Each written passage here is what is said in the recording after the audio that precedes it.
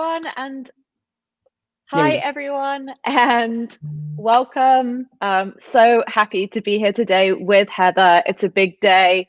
There's been lots of changes recently for you, Heather, and with the company. So hopefully wherever you're joining us from, be it LinkedIn or YouTube or Facebook, we'd love to hear from you as we go through today. If you have comments, questions, please definitely let us know. But really, I wanted to get Heather here because I think that everyone needs to hear the main reason behind the company's recent name change, because you were Customer Fanatix for a really, really long time, and now you're Employee Fanatix. So I was curious if you could kind of share some of the reasoning behind that switch, just so people can get a better understanding of what that means to you.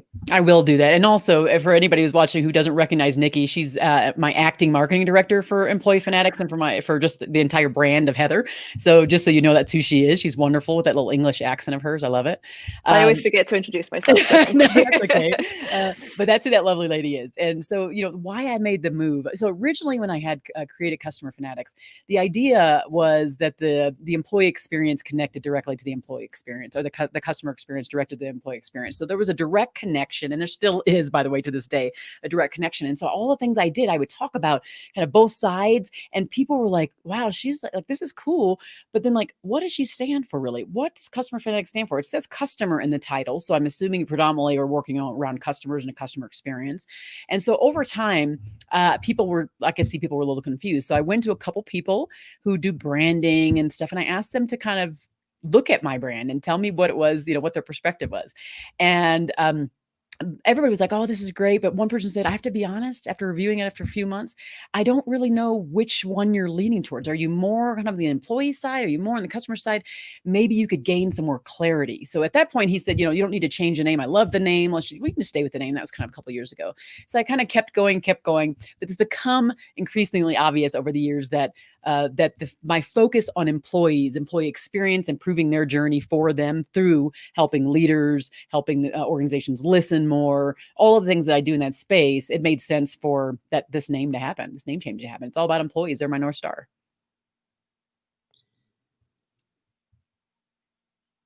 Audio blip, but I love that, and I think it's so important to bring home because and I also so admire the way that when we began working together, we kind of decided, yeah, this is the way. It makes total sense to go in this direction. And then you're so action oriented. It was just boom, boom, boom, boom.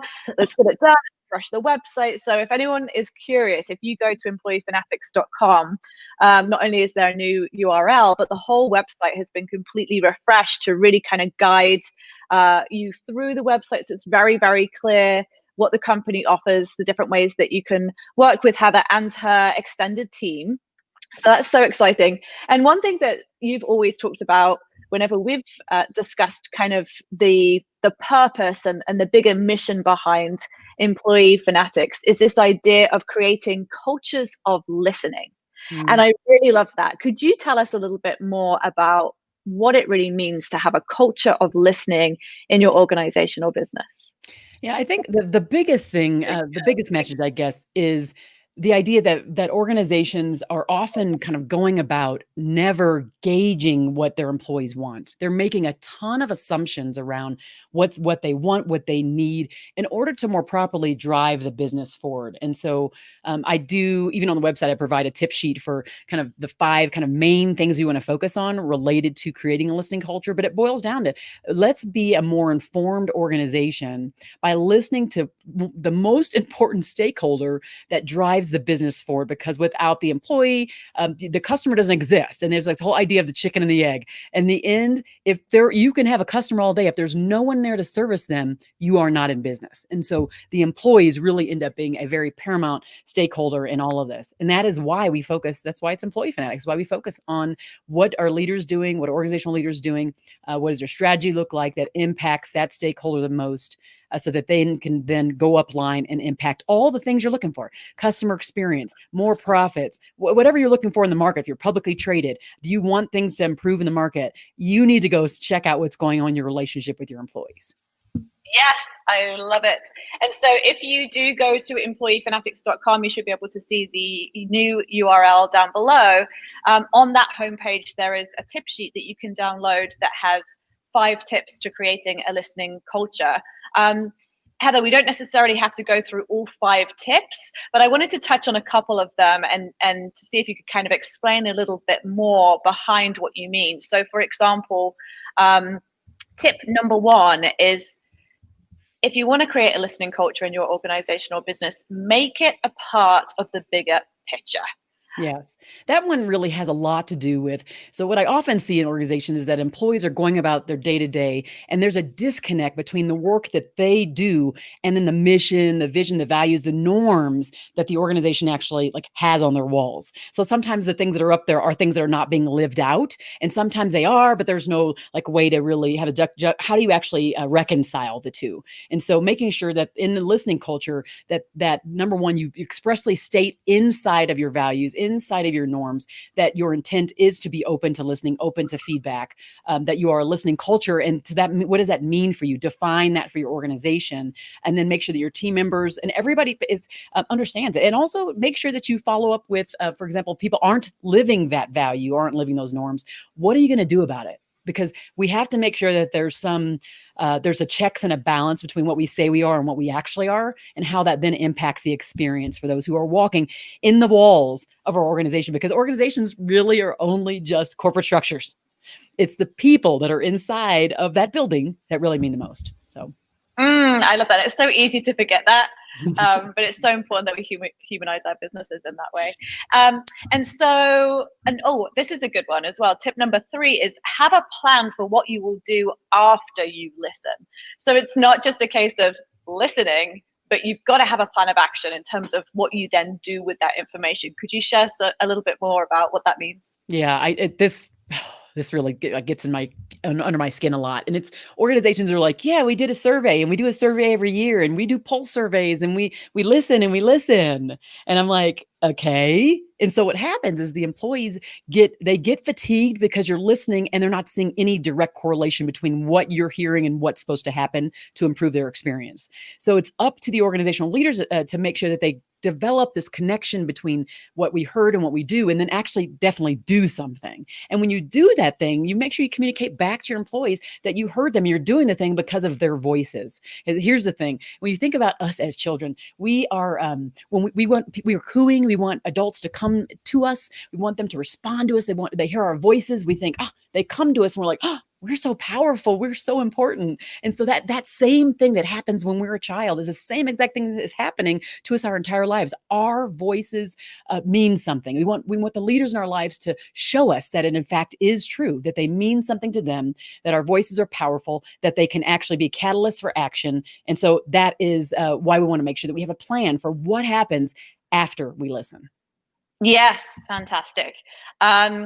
And so if you're just joining us, by the way, just a reminder, if you go to employeefanatix.com, we're talking through 5 tips to create a listening culture. Customer Fanatix is now Employee Fanatix. So exciting. There's a new website. There's a new gimme on the homepage. So head on over and grab your copy.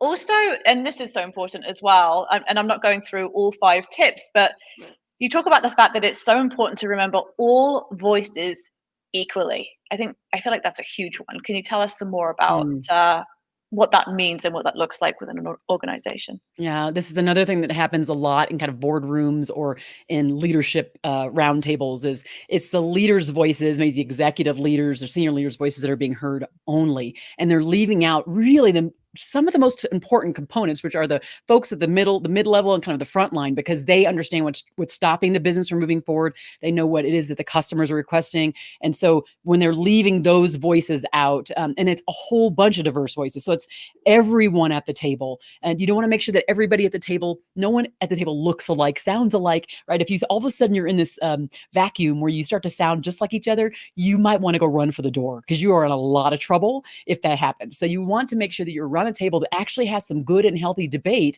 going on conversations, and has different perspectives that you're bringing to the table. And that's how you'll know you're really effectively listening in your organization. And also what'll happen is those people will then also become champions for any changes or any things that need to be brought down through all of the organization. If you bring people up from all the ranks to be at the table, then those people will go back to their roles and stream that right out to the rest of the people. So again, it doesn't look like it's just a dictate from the executive leadership team. Yes, so important. And so we're here, there's a new refreshed website, there's a new company name. What is next on the horizon for Employee Fanatix? Are you working with clients in new ways, or how can people kind of collaborate with you and partner with you on different initiatives? We've decided we really have streamlined. So since I first started with the Customer Fanatix idea, and we were looking at employees and customers and the connection between the two, and we were doing kind of everything. Now we really have focused what we do on in the listening space. So if we are doing anything, we aren't doing anything that is outside the purview of listening. So the three kind of areas that we are focusing on is, of course, the real listening, which is employee engagement surveys, facilitating focus groups, culture teams, branding of those culture teams, helping with implementing any of the things that come from action planning from all that listening. That second wheel is the diversity inclusion space, and that really still is about listening. So it's, what are you doing if you're doing DEI surveys, if you're doing any coffees or roundtables, anything related to kind of informal ways that you're listening, then we help you with a strategy to figure out how are you aggregating all that listening in a way that helps you drive forward your DEI strategy. We're there to help with training on any DEI topics, and then at the same time communicating back to employees in ways that are thoughtful and that have inclusive language in them. And then the other thing is, of course, that's the employee communication side, is making sure that anything that you're doing, let's say around change, surveys, just anything that you need mostly related to change in the environment, and you want to include the employees in that process, we will help you on the employee communication side, making sure that they do feel included, that they know that their voices are important. And we do the kind of the connecting the dots for you when you might have a hard time doing that, or can't figure out maybe what the strategy is. And then kind of as a side note to all of this, we are also helping to kind of advise organizations on what they're doing in this return to work space. And so whether they're still remote, they're trying to figure out what they're going to do for 2021, or some people staying at home, what to look like in that regard, but still with the eye of the employee. What are we doing to improve their experience with this return to work process? How can we do that? And so again, listening will be a huge component. It'll be wrapping around everything that we do in that space. Yes, so important. And this truly is, we haven't touched on this, but the current climate, that this really is an unprecedented time, and there's an extreme amount of uncertainty. And I feel like this is why this work is more important, perhaps more than ever before, to really ensure that employees feel seen and heard and understood. They know that their voices matter. And so thank you so much for the work that you're doing in the world. Is there anything else that you really want those listening to know before we wrap up here? Well, I mean, one of the things there's some really exciting things going on in the business. I have hired my first employee. We have a whole expanded team of people, consultants and stuff that will be helping us with this new venture. The goal is to absolutely grow into a larger practice that is going to continue to focus in these areas to help HR in the organizational needs that they have around their people, mostly to help leaders and their teams and their other leadership teams grow inside of their leadership journey. So this is an evolution, but we're growing. And the other thing is that we're evolving, just like you all have to. We're doing the same thing. We're having to make pivots, and we're having to just reimagine what a new workplace looks like for us, and how we can better meet and add value to our clients. So we're in the journey. Just reach out. You can go to the website. There's many areas for you, opportunities for you to reach out if you want to connect with us if there's a need in your organization, for sure. Yeah, fantastic. Great stuff. Well, Heather, I'm so excited. Happy to be along for the ride with you. And David just commented, totally agree with this active listening plus real engagement and setting purpose and intent at all levels. It really makes for a positive culture. So true. Thank you, David. Thanks for joining and commenting too. And if anybody has any questions actually for me now, if there's anybody else has questions or any other comments, who's out there on any platform, and keeping in mind that this is recorded. So for some reason you have friends who think could benefit, or to know that we're here, you can send this out to them, and the recordings will be housed both on LinkedIn, on YouTube, and on Facebook. So wherever you're chiming in from, you'll see it on my profile, and you'll be able to share that out, and I'll make sure to share it as well. I find that a lot of people are tuning into these after the fact. It just depends on what they're having. If they have meetings that are going on and they can't get to it. But yeah, this listening is the thing, right? We want to increase belonging and make people feel like they really are being heard. We want to be focused on listening. So I appreciate you, David, and anybody else that joins in later after this broadcast as well. Thank you, Teresa. The other thing is that if you are already on the Employee Fanatix email list, or if you do jump over to employeefanatix.com and grab that tip sheet, you will receive a copy of this recording as well. So that might make it easier for you. Oh yeah, very good point. Yeah, very good point. And the other thing is, you won't get like a huge amount of emails when we send it to you, but we do send really good newsletters every week that have just some really robust information, and that's just going to get better and better over time. So yes. Yay. Woohoo. Yeah. Thank you for celebrating with us. We're very excited. Yeah. Yeah. So those who came on later, like I said, it'll record, it'll be on all the platforms and LinkedIn and YouTube and Facebook. And so if you want to, you'll be able to grab some of this information. Then we weren't sure how many people were going to chime in right now as far as the interaction. So we didn't know how long it was going to take, but anyway, you'll get value if you hop over to the Employee Fanatix site. You'll get value there from the tip sheet, and then of course any other future things, and we can send you the recording too. Yeah, and I would also say, depending on where you're watching this, if you do have additional questions, please feel free to ask, and we'll definitely monitor the comments on LinkedIn and YouTube and Facebook so that we can respond as well. Absolutely. I should have played some music and had some balloons everywhere. I know, right? We rushed through. Yeah. Yeah, that would have been good. Yeah. Some party poppers or something. Yeah.